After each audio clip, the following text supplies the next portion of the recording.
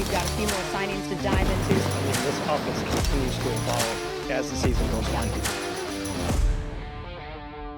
Welcome into Bucs Insider, presented by Hard Rock Bet Sportsbook. Casey Phillips here with senior writer and editor Scott Smith. And man, we got some coaches to talk about. Got a couple other bits of news. This is sort of one of the slower times of the year. It's about to heat up. It's about to heat up, though. We got the combine right around the corner, and we're going to start doing our Road to the Draft videos. So you know that already. We're just ramping back up for the offseason stuff. But we have not gotten a chance to have an insider since the new coaches were announced, the promotions, the new people. So figured we'd kind of go through that a little bit, throw up on the screen all the different positions and moves and things that have been made. And I just wanted to hear a little bit of a couple of the ones that maybe stood out to you that you wanted to highlight. Obviously, all those hires were sort of, the news of them were sort of leaking out beforehand, but the Buccaneers elected to do all the news at once. So that was last Thursday, and these were the additions and promotions that were announced.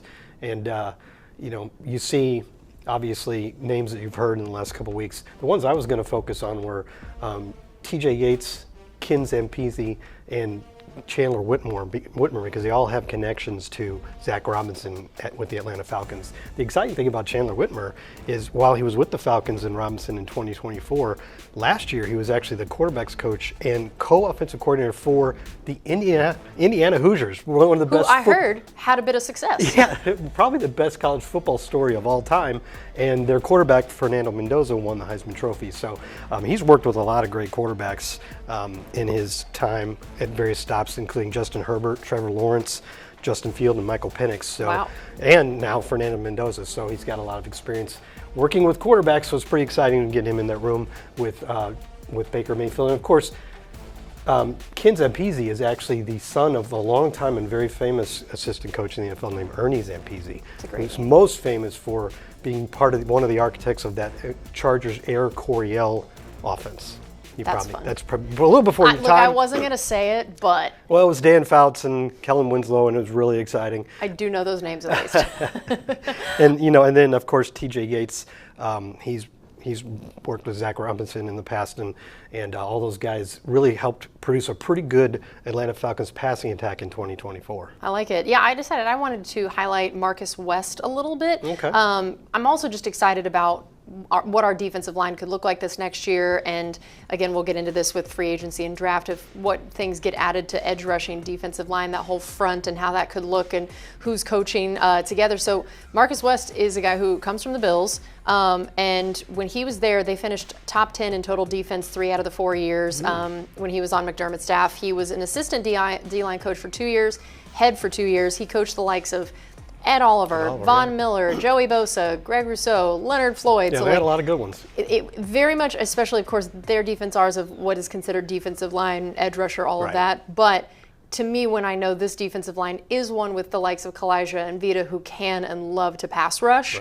I loved hearing those names, knowing how clearly this guy knows how to help someone pass rush. Well, Ed Oliver's a really good interior pass rusher. Yeah, that's very true. And I also wanted to highlight a couple of the promotions. We talked a lot about the additions, but all 3 of those promotions, very cool guys that have been here for a little bit. It did make me laugh. People never know who the strength and conditioning staff really is. So when people heard Chad Wade, they're like, who is this guy? And he's been here forever like 12 with us. Years. And I love that everybody's like, we got a guy named Chad running it. This is going to be a tough squad, which I thought was funny. And then Tim Atkins and Rashad Johnson, definitely 2 of my favorites on the staff. Both have been assistant secondary coaches for the last 4 years.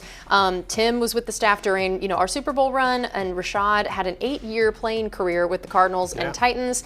Played at Alabama, back-to-back first-team All-SEC honors in his final 2 seasons when he played in college. And I've just heard the guys say really wonderful things about both of them. They put in a lot of work, and now they get rewarded. Yes, and I'm very excited to have them on my show. They're both fun people, great talkers, so that's my main thing I care about. 100%, as always. So those are kind of the coaching news. I'm sure that we're going to have more interviews, more about all of them as the season gets a little bit closer. Also, we haven't gotten to do a show since the Super Bowl. We each just wanted to give one kind of reaction or note, especially as it might be interesting to the Bucs and Bucs fans. What did you think of the game overall? God, that was so boring. A lot of people said that. I actually wasn't bored. Like I said while watching it, if this wasn't the Super Bowl, I would have turned this off by now. Now, of course, got better later in the game. And look, I can appreciate a defensive battle. I don't hate it. But I just thought, man, this is so rough for a while. I didn't think it was boring, but it did feel inevitable. Like at no point did I think New England was going to get back into that game. Yeah, I would agree with that. And I think that's also why I felt like it was boring, is I didn't at any point feel like this was going to get interesting. Yeah. It was just like, yeah, I think they're going to run away with this, and not in like a fun shootout run away with it kind Well, of I way. bet the Seahawks fans loved it. They did, I'm sure, and I'm happy for And now them. the two 1976 expansion teams are tied with 2 Super Bowls each. Man. Victories, 2 Super Bowl victories. Yeah, each. now we gotta move with one leg ahead. Yeah, we gotta get ahead again now. Yeah. So what was your other takeaway from the game? Well, I mean, I found this note hard to believe, but it was a big one coming out after the game that the Seahawks are the first team to win a to win a Super Bowl with a head coach who was their defensive play caller. Look at that. I felt like I'm like Bill Belichick, but apparently he shared play calling duties. Yeah, so to be solely calling the defensive plays. And that, that's obviously relevant to the Bucs situation because the Buccaneers have a defensive play caller as their head coach. Very So, interesting.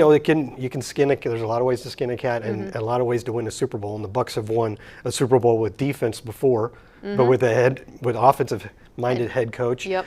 And in 2020 it was kind of both. The offense and the defense were both great with an offensive-minded head coach. So it can be done. Yep, I agree. My takeaway was the offensive line importance. Oh gosh.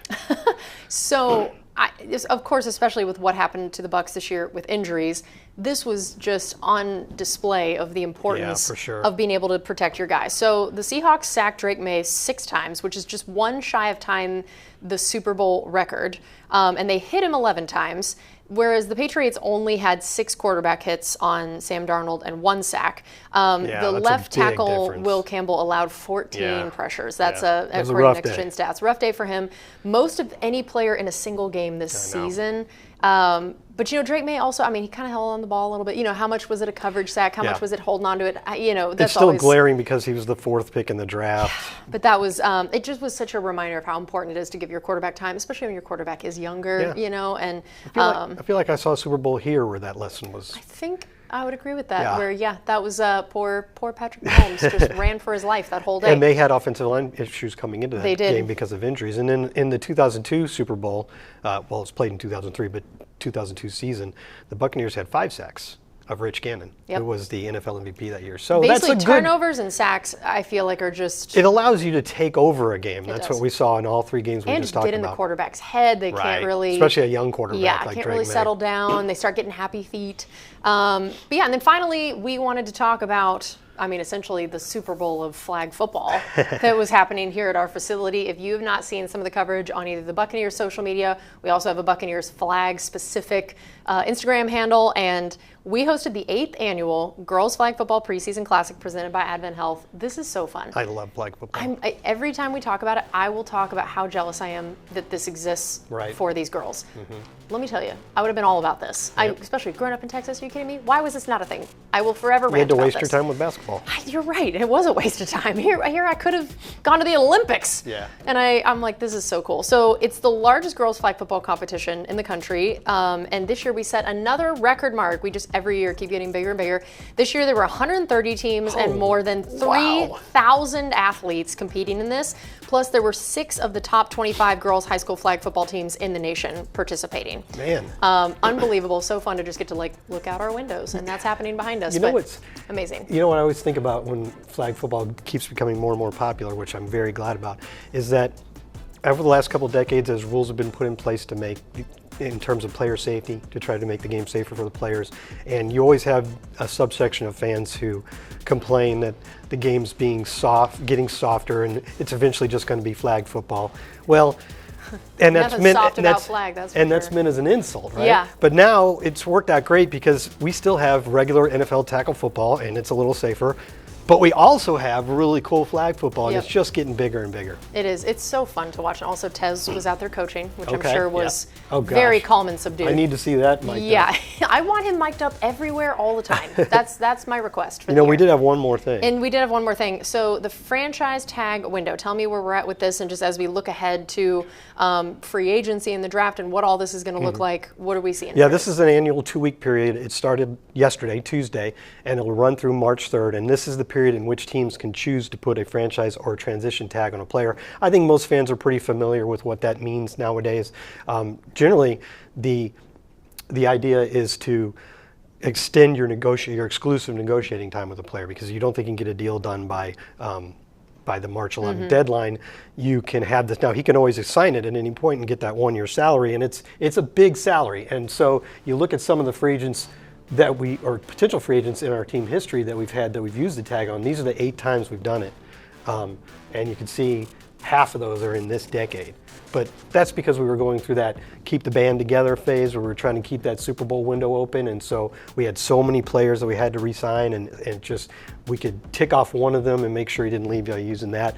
And then all of those guys in that bottom row eventually got longer-term deals with the Buccaneers. It's amazing that Chris Godwin is 1/4 of our franchise tags of all time. Yeah, and he didn't get one after the first year, which is why he got the tag again the second year, but then he got the long-term deal. Yep. So I don't know if you look at our list of free agents, which we've shown here before, it doesn't look like a year in which the Buccaneers are probably going to use a franchise or a transition tag. There you see it. Obviously, the biggest names on there are Mike Evans and Levante David, but those are more of a are they coming back kind of situation. I don't think there's a player on there that you would probably want to use a franchise tag on.